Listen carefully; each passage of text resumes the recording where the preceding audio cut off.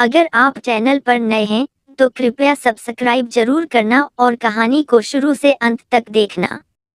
एक गरीब माँ की 3 गरीब और 2 अमीर बेटियां। एक छोटे से गांव में एक गरीब विधवा माँ रहती थी।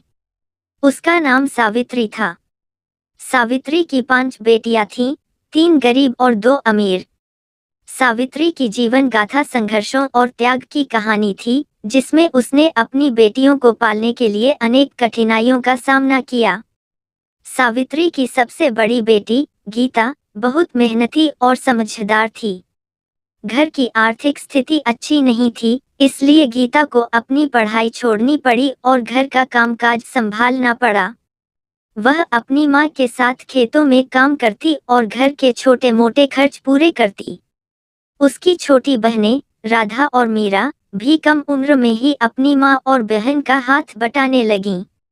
गीता, राधा और मीरा बचपन से ही कठिनाइयों में पली भी थीं।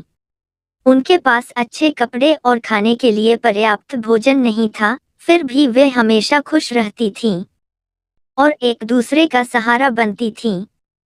तीनों बहनें एक दूसरे से बहुत प्यार करती थीं और हमेशा मिलकर हर मुश्किल का सामना करती थीं।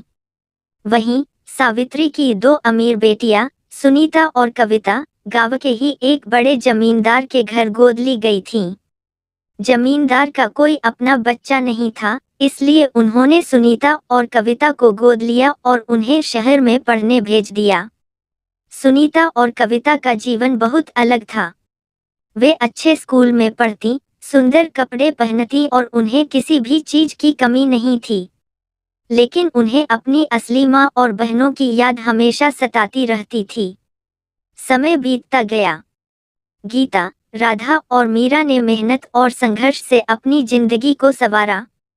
गीता ने अपनी छोटी बहनों की पढ़ाई जारी रखी और खुद भी मेहनत कर घर की स्थिति सुधारने की कोशिश की।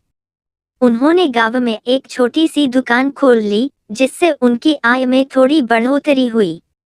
गीता ने अपने त्याग और मेहनत से अपनी बहनों के लिए बेहतर जीवन बनाने की ठान ली थी।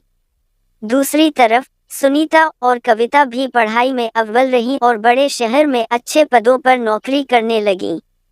वे अपने गांव और अपनी असली माँ को कभी नहीं भूलीं। वे छुट्टियों में गांव आती और अपनी माँ और बहनों से मिलने का कोई मौका नहीं छोड़ती। वे अपनी कमाई का एक हिस्सा अपनी माँ को भेजती, ताकि वे उनकी मदद कर सकें। एक दिन गांव में भारी बारिश और बाढ़ आ गई। सावित्री का घर और दुकान पूरी तरह बर्बाद हो गए। गीता, राधा और मीरा ने अपनी जान जोखिम में डालकर अपनी माँ को सुरक्षित निकाला। इस विपदा ने उनके जीवन को हिला दिया, लेकिन वे हार मानने वाली नहीं थीं। इस कठिन समय में सुनीता और कविता भी अपने काम से छुट्टी लेकर गांव पहुंची।